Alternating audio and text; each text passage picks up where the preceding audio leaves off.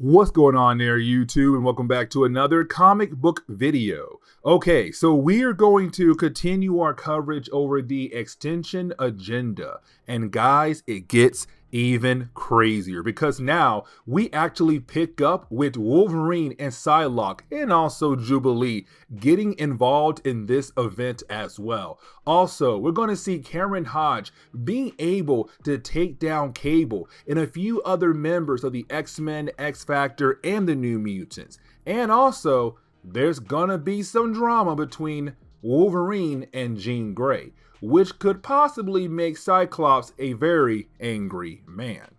And so getting into today's video, we do pick up with Uncanny X-Men number 271, where we actually pick up with Richter and also Boom Boom on the run. Because remember, they were able to get away from Cameron Hodge, but unfortunately, they had to split away from, well, Storm and also Wolfbane. And those two characters are currently being held by Cameron Hodge and the Magistrate. Now, when it comes to Richter and Boom Boom, they're on the run. They're trying to get away from the Magistrate, the police force for Genosha. But luckily for the two young heroes, Wolverine, Jubilee, and Psylocke appeared. Now you're probably wondering, hey, why can't Richter or Boom Boom use their abilities to help out Wolverine, Jubilee, and also Psylocke? Because remember, back in the first 3 chapters of our coverage over the X-Tinction Agenda, they lost their abilities thanks to another mutant known as Wipeout, who has the ability to cancel your powers out until he feels like turning them back on. And so for Richter and Boom Boom, they're kind of just having to run away to allow Wolverine, Psylocke, and Jubilee take care of the Magistrate. Now, once you have our 3 heroes being able to do that, you then have the entire group regroup. Now, when it comes to Psylocke, she does use her abilities to read the minds of Richter and Boom Boom to kind of help her and also Logan know what exactly happened so far when it came to Storm, Wolfbane, Boom Boom, Richter, and Warlock.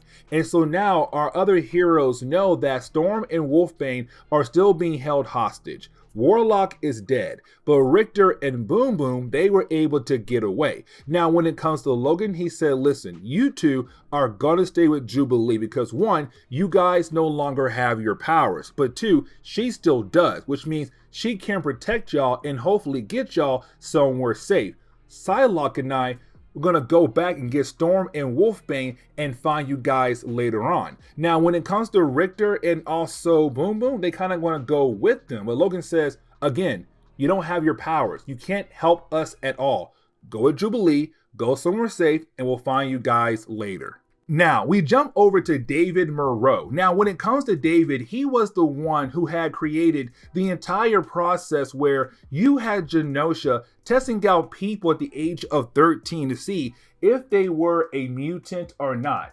Now, if they were a mutant, that means they become a slave in Genosha. But if they are not a mutant, then they are able to continue on with their lives like nothing ever happened. Now, when it comes to David, he's right now having a live debate on live television against Moira Taggart. Now, let's not forget, in the last few story arcs that we had covered, Moira Taggart has been somewhat more aggressive towards other people. Now, in this debate, she is angry like no other. But honestly, she has the right to be angry because she says, how dare you guys kidnap 4 children? Wolfbane, Boom Boom, Richter, Warlock, they are children, and you took them to your country to put them on trial for crimes that they did not commit. Now, for David, he said, but that's the problem though. 1, they are mutants, and 2, they have ties with the X-Men.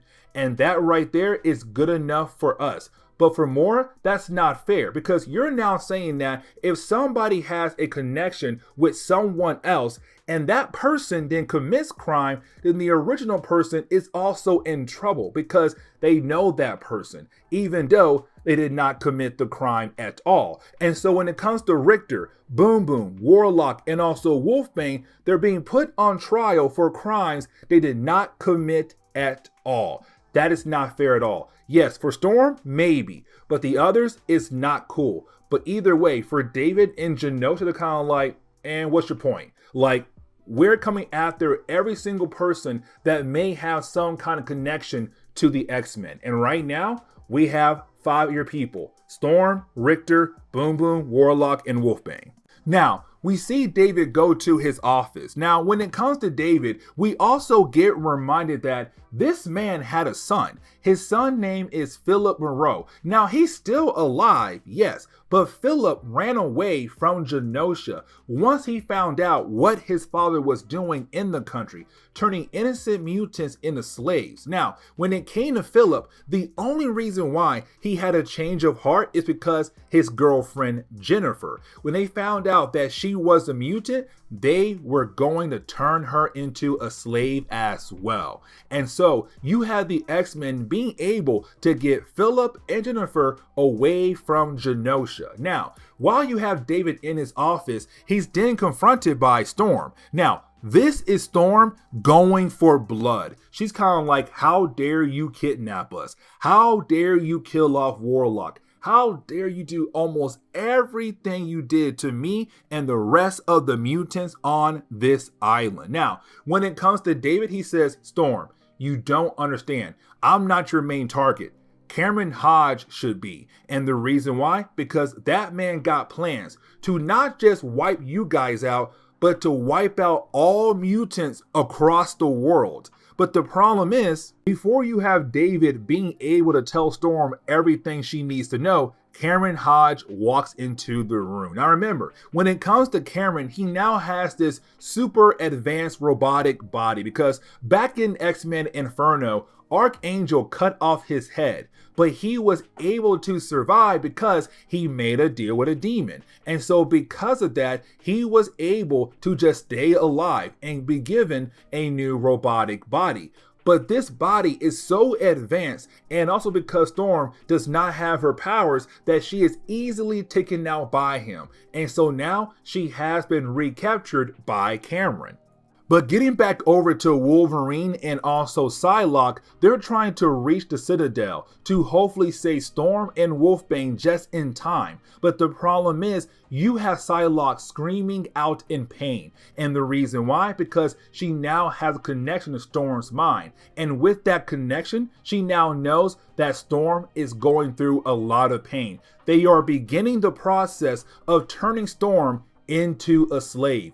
And once Storm becomes a slave, she will not remember anything about her past life. She will be completely brainwashed. Now, the last few pages for this chapter, a lot of stuff happens, but oh my god, it's completely crazy. So you have Wolverine and Psylocke being able to sneak into the Citadel, but then blow their cover when they realize that one of the members of the Magistrate is also Havoc, Alex Summers. Now remember, when it came to the X-Men after Rogue had disappeared in the Siege Perilous, the rest of the X-Men, minus Wolverine, had also walked through the Siege Perilous. Now, when it comes to the Siege Perilous, it has the ability to give you a new life. Now, this new life is not promising saying like, oh, you have a good new life. It could be a bad new life, but also in your new life, you may forget about your past one. And so for Havoc, he arrived in Genosha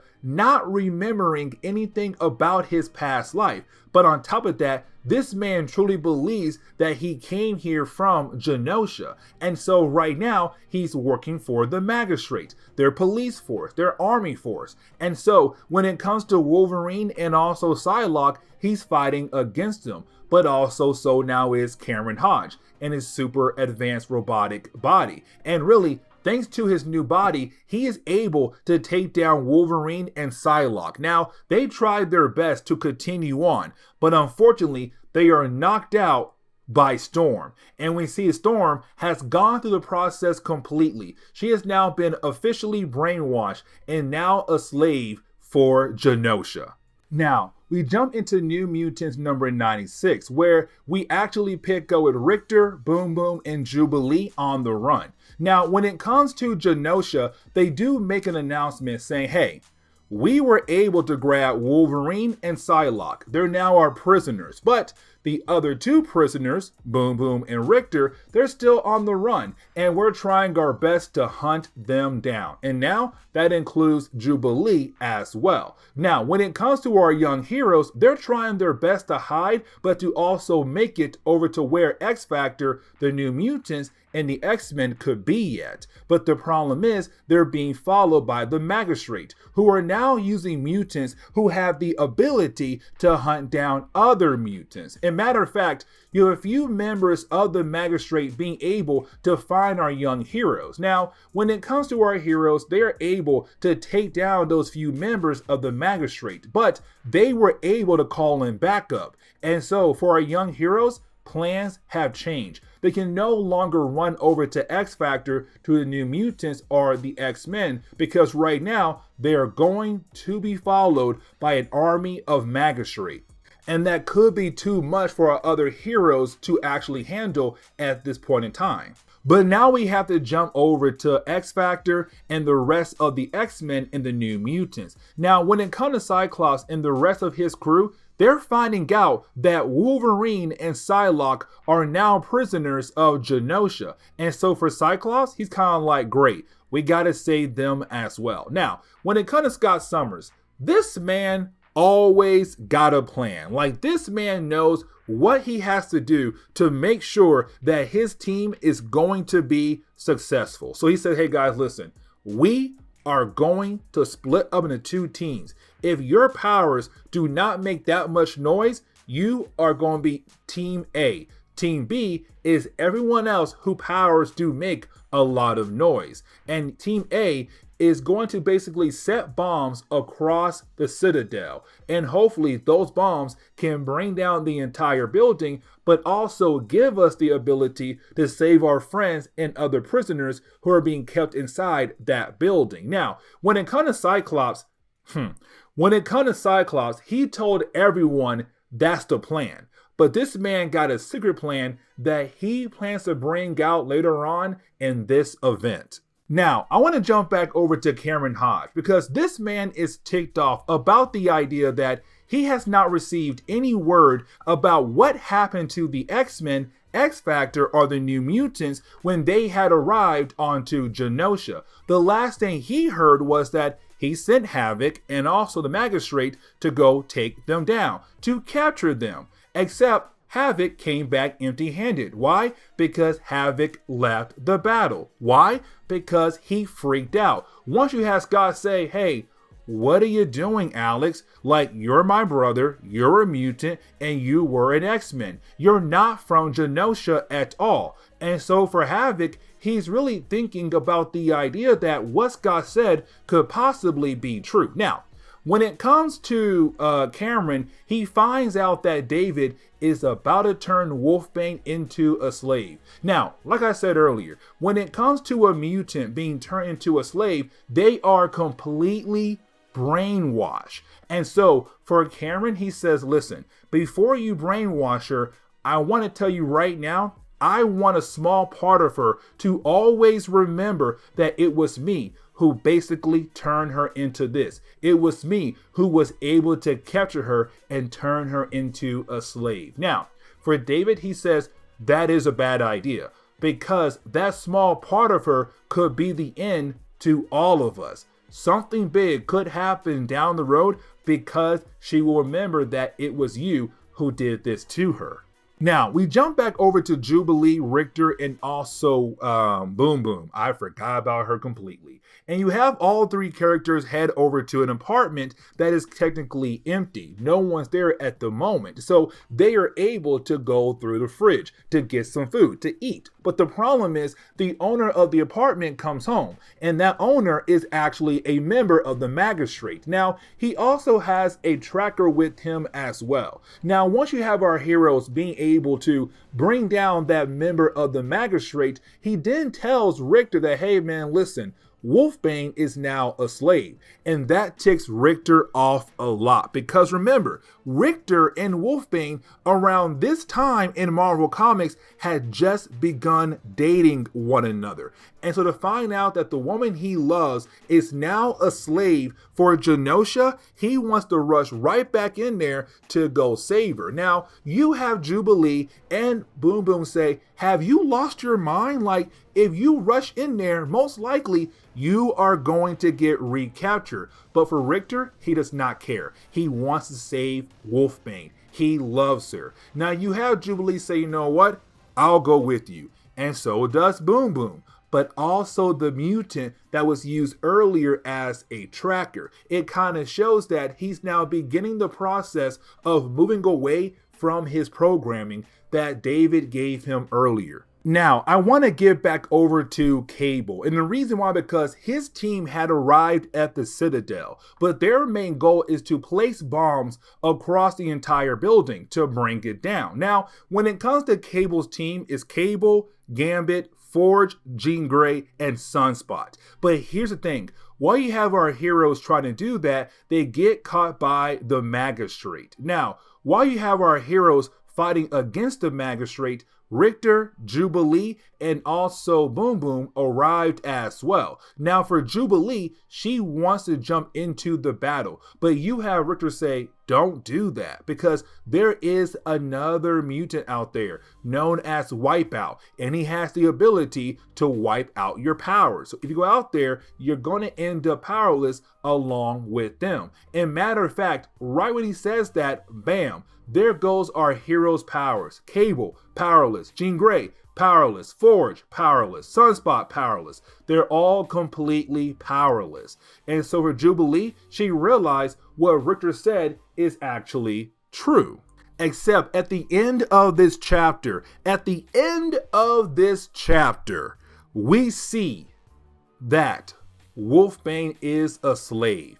And you have the rest of her friends also realize that they now lost Wolfbane as well, that she is a slave. But Cable and his team, without their powers, they're now also prisoners as well for Cameron Hodge. Now, we jump over to X Factor number 61, but in the opening pages of this book, I want to shift our focus over to Jean Grey, and here is the reason why. So, when it comes to Jean Grey, she's having a hard time believing in the idea that Cameron Hodge is actually a bad guy.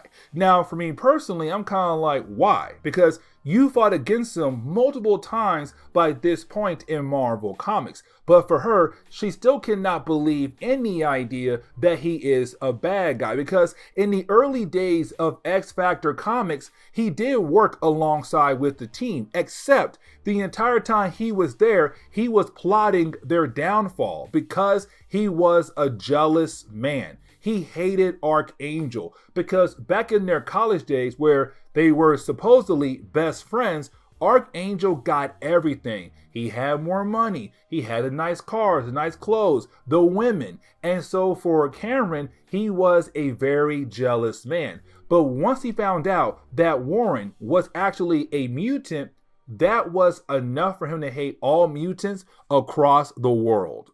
But either way, you do have Cameron go ahead and beat down on all the members of Cable's team. Now, when it comes to our heroes, they're all powerless. But Forge, for some unknown reason, is completely knocked out. And no one knows why he is knocked out. Now, while you have our heroes being transported over to their cells, they see Wolfbane and they realize that she is a slave. Now, they did get word that she was a slave, but they had a hard time believing in the idea that she actually became a slave.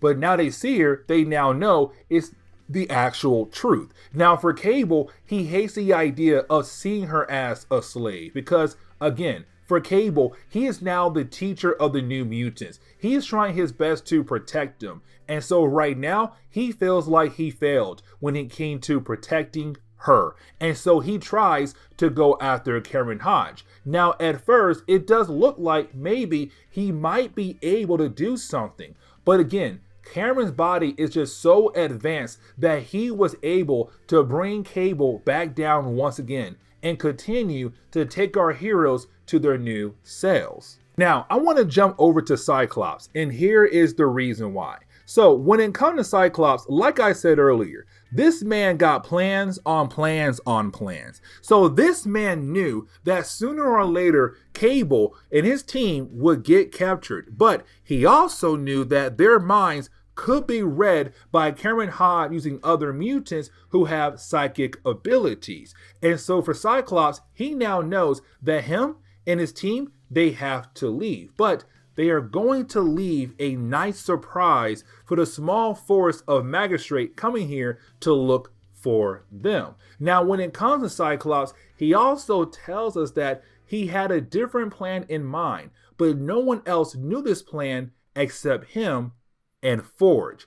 And apparently right now, Forge is faking the idea of being knocked out as part of their plan. Now, when it comes to Cameron Hodge, this man got plans as well to go after Cyclops. And really, he knows how to attack Cyclops by using Jean Grey, because everyone knows that Cyclops and Jean Grey, that they are lovers. They are a couple. But Jean Grey has another lover, and that would be Wolverine. And so, when you have Jean Grey arrive into her new cell, well, Logan is there as well. Now, something else I should mention is that when it comes to Logan around this time in Marvel Comics, well, his healing factor wasn't as strong as it is now in modern day comics. So for Logan, this man has gone through a lot, but unfortunately, he has not been given the time to properly heal like he needs. And so unfortunately, this man is still severely injured. And so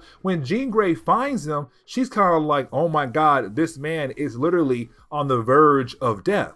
But in the short period of time with Jean Grey and Logan being in the same room, they are able to pick up where they left off at to kind of show that they still have strong feelings for one another. And they actually kiss one another. Now, while they're kissing, Cameron Hodge is watching, and he does plan on using this as a way to attack Cyclops. Now, for Cameron Hodge, he still believes in the idea that sooner or later he should be able to capture every single member of the X-Men, X-Factor, and the New Mutants, because right now a small army of the Magistrate is about to hit the base that Cyclops' team was using.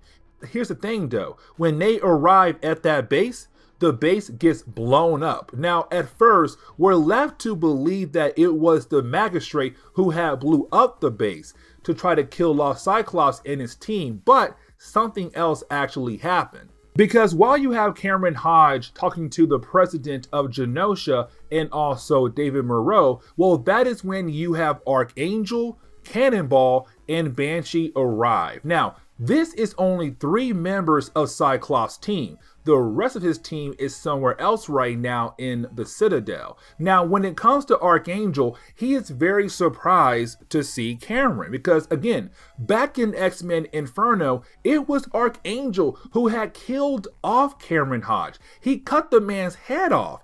But as we all know, he made a deal with a demon. And so he was able to have immortality. And Genosha gave him a brand new body. And so now he's here again, being able to fight against Archangel. And unfortunately for our heroes, even though their main goal was to cause a distraction long enough to allow Cyclops, Iceman, and Beast to pull off Cyclops' secret plan, they get captured by Cameron Hodge and Genosha. And really, the ending of this chapter is a perfect cliffhanger for today's video, because when it comes to Cyclops and Iceman, they're right now pretending to be mutants who are slaves to Genosha. And right now, they are transporting another mutant over to a different facility, except the mutant they're currently transporting is actually Beast, who's pretending to be unconscious. But the problem is they run into some guards who want to make sure that everything is okay. and honestly, their cover gets completely blown. Now, as soon as their cover gets blown, well, that is when the trapdoors begin to come down from the roof, or the ceiling, sorry. And so when the trapdoors come down, they cut off Beast and Iceman from Cyclops. And so now it's Cyclops on his own, except when he turns around, he's then confronted by Havoc. Now, when it comes to Cyclops, he tries again to convince his brother that they are actually brothers, that Alex is an X-Men, that Alex is actually a mutant that's not from Genosha. And really, when it comes to Cyclops, he's actually able to have Alex remember everything from his past life. But the problem is, that's when Cameron Hodge walks into the room. Now, when it comes to Alex, he knows if Cameron figures out that Alex does remember everything, then Cameron is going to take out both Scott and Alex. And so you have Havoc say, you know what? Let me go ahead and continue to pretend that I have no idea what Scott is talking about and take Scott out to protect him, but to also protect me. But down the road, I'll find a way to free my friends and family. And this is where we're going to end today's comic book video, because now Cyclops is technically a prisoner. And we have no idea if that was part of his plan. But either way, this is where we are going to end today's comic book video. So please leave me a like down below and subscribe. But guys, see y'all next time. Later.